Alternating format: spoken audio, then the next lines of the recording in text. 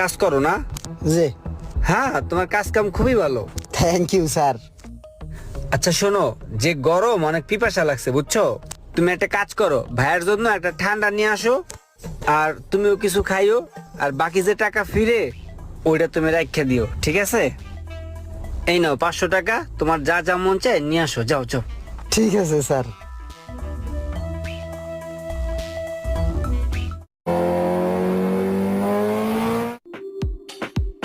ভাই দুটা ঠান্ডা দেন।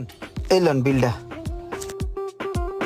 ঠান্ডা কিনলাম 80 টাকা দিয়া, পুরো 420 টাকায় আমার লাভ। যাক, তাড়াতাড়ি দান্দাটা পকেটে আন দেই।